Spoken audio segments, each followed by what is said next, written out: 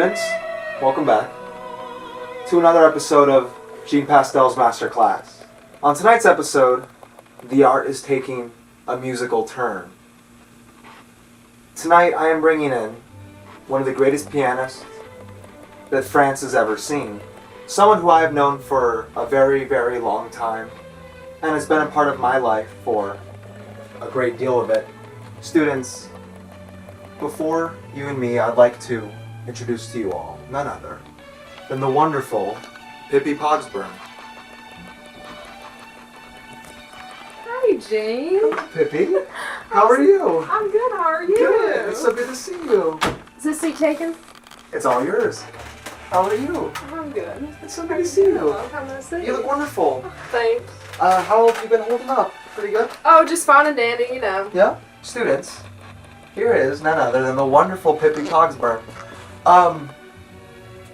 Me and Pippy, I feel like a lot of times I say that me and these people that I meet, it was multiple years ago, 20 years ago or so, but I have known Pippy Pogsburn since I was 18 years old.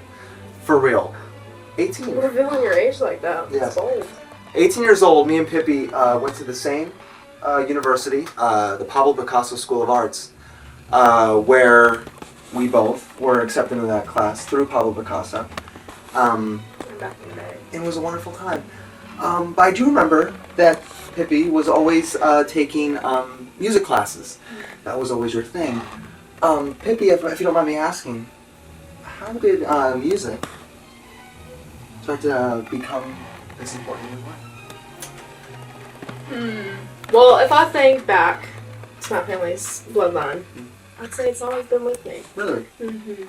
And especially where I grew up in that small town, way down in the south, we didn't have much to do except for play in the mud, tend to the crops, help mom in the kitchen. And we did have this old rickety piano Really? with very dusty keys. And I would play that all day long, and I ended up teaching myself. And then when I came across Picasso, he introduced me to the School of Arts, and that's where I met you. That's wonderful.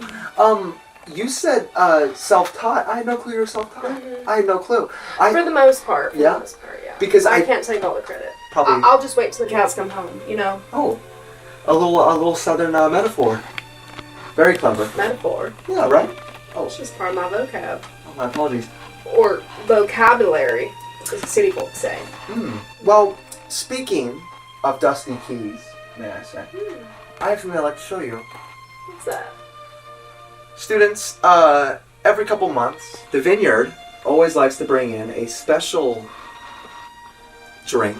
And tonight, the special drink I'm bringing in is none other than a special drink that I like to call Dirty Keys. Dirty Keys. Dirty Keys by Pastel, which is brilliant because you had mentioned Dirty Keys, and that is right. This is Dirty Keys by Pastel. It is one Would you look at that? of the finest wines that you can get in the Vineyard. It has slight hints of applewood, and there is tones of dust, which may sound ridiculous. But no, because that makes sense, because it means that it was fermented for longer. Yes, and the dust starts to form on top, which they actually then use. Is that why it's half empty? I think this is actually something that I'd like to answer to, because a lot of people have wondered why a lot of times when you buy these bottles from the Vineyard, they are half empty, and that is because we pour what is exactly in the brew. Well, and it has to oxidize too, Yes. of course. Would you like to try some? Oh, I would love some. Okay, perfect. Let me give it a little twist. Ooh, that is... Dusty. Yeah, it does. Smell this. Tell me the first thing you remember. Oh, What do you smell? I smell our college days. That's what I was going to say. It smells like the dorms. Doesn't it? Those dusty dorms. That's weird. I know. I'm telling you, it's. Oh my god. I How knew- did you get a memory into a bottle? I know, and I knew you were going to guess that too because it smells exactly like the dorms. When I was younger, I had dealt with issues, and especially dealing with the death of Pablo Picasso. I put a lot on myself, and there was a time when I had gone missing, and Pippy was the only person who would keep the school up to date and asking where the whereabouts of Jean Pastel was. I kept the cards up for you. I know, and I wrote letters to you every day. I wrote 365 letters. Oh my goodness. Well, cheers to you being found. Yes. All these years later, we are no longer in college. We are much older, and we can drink wine legally. Much nicer, too. Finally, for you, huh? Yes. Ooh. Dusty. Students, here is none other than the wonderful Pippy Pogsburn, who, yes, was one of the greatest activists at our school. She supported a lot of things, including the maintaining of Picasso's art in its respected hospitals. She also was and the restoration. Yes. Some may even say I was his muse, but maybe some would say that. I would say. Yes. But also some probably could say the same about me. So, the real question is... Maybe. Well, I don't kiss and tell, but... Also, Pippy, I want to tell you, I did want to apologize to you. That's okay. Students, I don't know if you remember, but last season of Jean Pastel, there was a moment in a special episode, Jean Pastel Masterclass After Hours, where I invited on one of the greatest realism artists of all time, Rupak, and he had brought in a hat, and he had told me that he had stolen it off the hat of Pippy Pogsburn, which, first of all, on its own, I would like to hear about that in a second, but most importantly, I had forgotten who you were. Pippy Pogsburn or whatever the fuck. Some short chick. She had it, but she was so short I just ran next to her. What does she do? Is she? I never heard of her. And I'd like. Maybe you should stay away from that vineyard for a while. And I'd like to be honest, because it is not related to Vineyard. It is not related to anything. It is related to me as Jean Pastel, and I'd like to be openly honest with you. I have recently come down with a very severe case of chickenitis. You too? You know other people. Well, I just hear it spreading. Really? It's contagious, some may say. And I've visited the doctors multiple times, and I've dealt with it. It was more or less rumors for a long time, but they had told me that along with chickenitis sometimes comes symptoms of dementia. And I put two and two together, and I realized that in that time period that I was in, I figured that that probably was the case. And so in that time, I did forget who you were. But I greatly apologize, for it was not personal. I forgive you, but I haven't played piano since that hat got lost. Are you serious? So... And chickenitis, what came first, the chicken or the egg? That's what I like to wonder too. You always wonder, what came first? You probably forgot. But I do have something to give to you. Not careful. My hat! Pippy, look what I have here. Please, careful with her. Look. I've seen enough. At this. Do you know what this is, Pippy? I know what this is. Do Sorry. you know what this is? That son of a bitch, Rupak, stole that from me back in the day, and I never got it back. He ran off, and I never seen him since. What?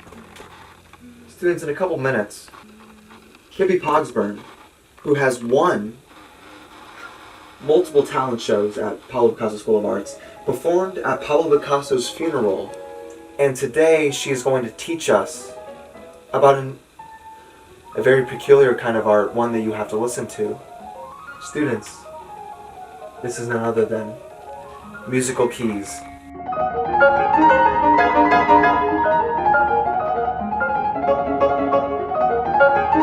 Students, I would like to let you guys know where we are right now. We are in, believe it or not, me and Pippy's original stomping grounds. We are in one of the practice rooms at the Pablo Picasso School of Arts. Isn't that right?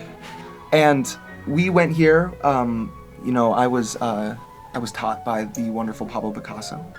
And believe it or not... It's a little dusty. Oh, I know.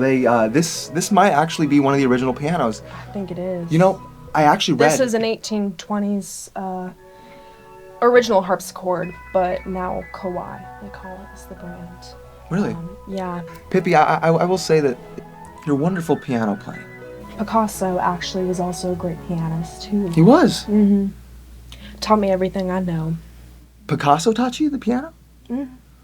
Private lessons, I will say. Oh my goodness, I had no clue. Pippy, I had no clue. That's why him and I were so close, but I don't like to talk about it. Very interesting. So, Picasso back then, before he developed his arthritis, had just some amazing fingers. Yeah. Able to reach lots of places. Students, I think that... But a couple of etiquette things Okay. we need to go through first. I'm ready. Number 1. Okay. Sit up straight. Yeah. All right. Hold that pose right there. Shoulders back, chest up. Oh. What was that? Holy crap, we gotta raise this. Pippy.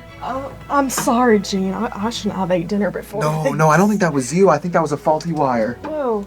All right, Pippy, so how do we start this piano First, adventure? We need to warm up. Okay.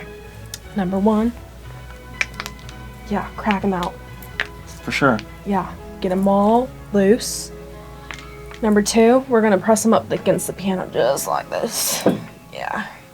You're gonna need to really, really feel the stretch in this one, just like you're pulling some dough or getting ready to make some I biscuits. feel it. Learning the scale. Okay. First of all, you're gonna have your bass Mm-hmm. is down here, your treble up here, and you see, if you'll notice, all 80 something of the keys. 80? This right here, yeah, there's a lot. We don't have time to count them. Oh. This right here is middle C. Okay. Very nice. Take your finger off. It's too much. So for this song, they do call it a little bit of a beginner song, but I think if you add your own passion and if you add your own heart to it, it becomes much more than that. So I love for that. this song, rather than spreading out all your fingers, Okay. you're going to bunch them up into a fist. For real? Just like this. But instead of this hand, you're using this because we're playing with the treble. What an interesting way to play the piano. So, learning the keys, we're going to play on these little 3 black keys right here. I'm going to press them. All 3. No. All 3? Okay. Gentle. Beautiful. Now bunch them up. Now this is called kitten on the keys because you're going to pretend you're a little kitten rolling around with a ball of yarn. Okay. This is the tempo we're going to be using. I'll begin.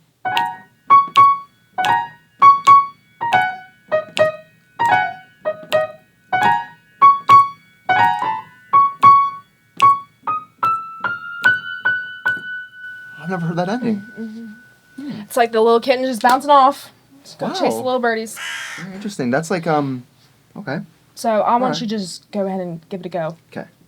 You saw me, so I know you can do it. Oh, yes. Give me my tempo.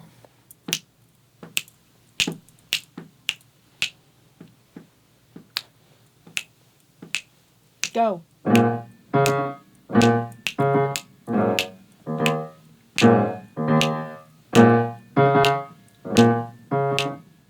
No, and then you give me your one finger.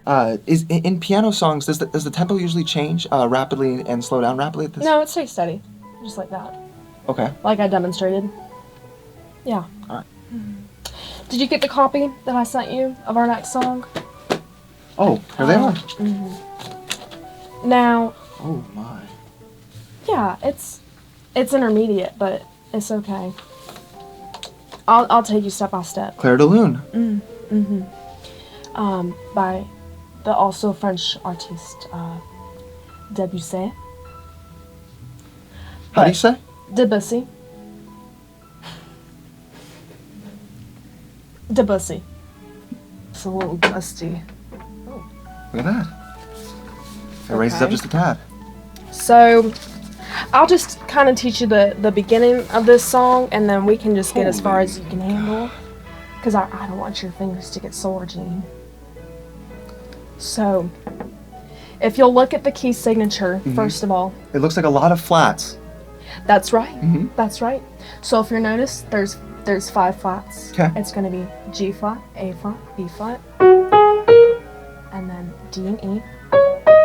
Kind of like getting the keys. Getting all Kind the of like. keys. All right, so Wow, this is such a. just This is a monster.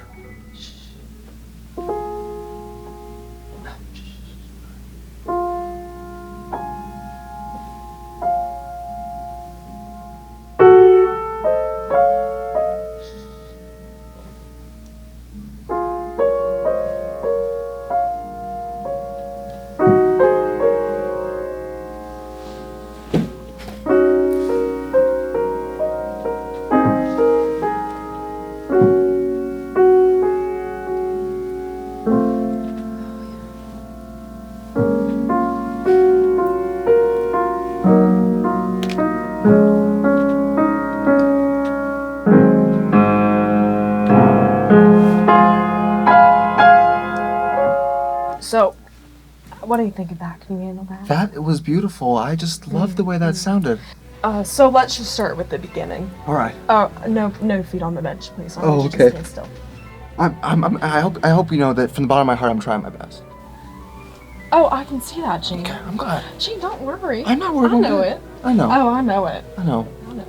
Thank you. All right, I'm ready. Begin. Begin. When you're ready. Here we go.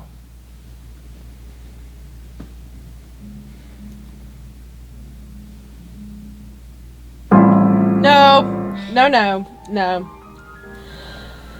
I just need I'm you sorry. to focus. I'm trying to focus. All right. So you see, when Picasso taught me everything else that I had not taught myself, it was copying his demonstrations.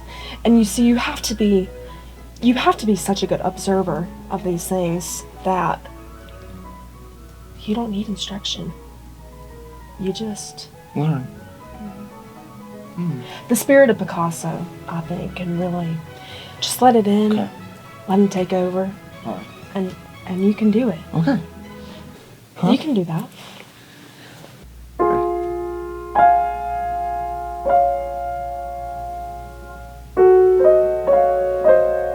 Is that it? You see, what you're playing is it's not the right key signature. Okay. So let's just start from the beginning. All right. Students, here we are. If you're following along with the class so far, I think that you have to pay very close attention because there are very, very small things in this lesson that you have to pay attention to. Here in a moment, we are going to learn about something that in the piano world they call a duet. Now, the best thing about a duet is that it can be two people playing the same piano, or it can be the same two people painting a canvas. A duet just has to involve two people. And today, me and you are going to duet with this piano. Isn't that right, Pippy? Students, from me and the wonderful Pippy Pogsburn, this is my master class. I'll start this one off. Oh, you have another one? Yes. An original.